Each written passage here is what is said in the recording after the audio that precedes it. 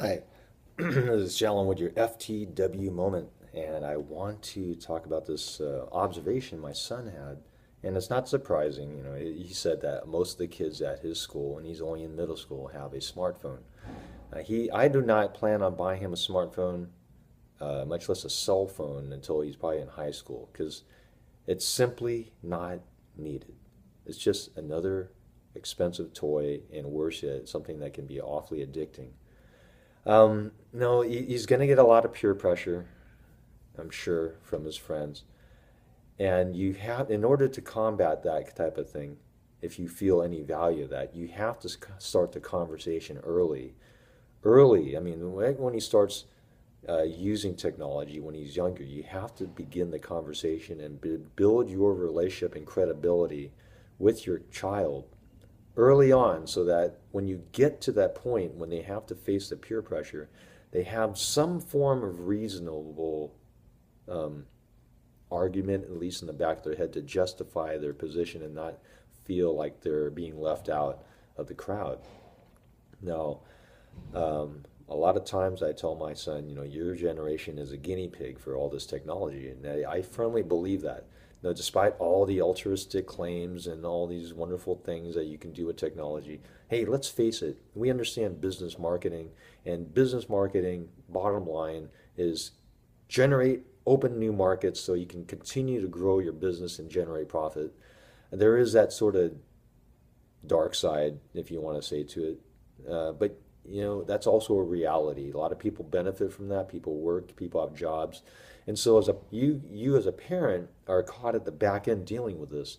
So if you're not in a position to like change the entire structure of the world, you do have to at least take your responsibility as a parent very seriously. And what I'm saying is that you need to start that conversation, and you need to have some reasonable, teachable arguments so that the kid knows he has some foundation to stand on when he starts getting that pressure, even though it may start out just as a friendly pressure. He doesn't want to feel left out of his friends, but you got to give him some intelligence as to why it's okay not to have all this technology. And another argument that I use as a bottom line is your health, your eye health especially, if not your back health, if you're sitting in a bad position using your technology. It's always going to come down to that. Build opportunities and times in your daily routine where you say, hey, no technology. You're going on a short drive in a car, no technology. You're getting ready for dinner, no technology. After dinner, getting ready to sleep, no technology. No in the bed, absolutely not no technology. I mean, absolutely no technology in bed, even in the bedroom. It could be just extraordinarily addicting for a kid to get technology, using technology at all these different times. As a parent, you got to put your foot down. You have to discipline. Discipline is not a nasty word. Discipline is a necessary thing if you want your kids to grow up balanced and well behaved. I mean, well behaved may sound bad to you, radicals, but who wants crazy uncontrolledness in the house? I mean, so you have to establish some ground rules. It's going to be hard to stick to them, but you got to do your best to stick to them.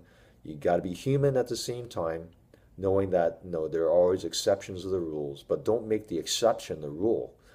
Try to establish something that makes sense and stick with it. Come up, make sure you stand on firm ground on your own, so you know that you what you're doing, despite all the whining and complaining and pleading. You have to be the adult. That's what you're supposed to be as a parent. So hope you got some value from this. Stick on with my next video, and I'll see you in the next FTW moment. Bye.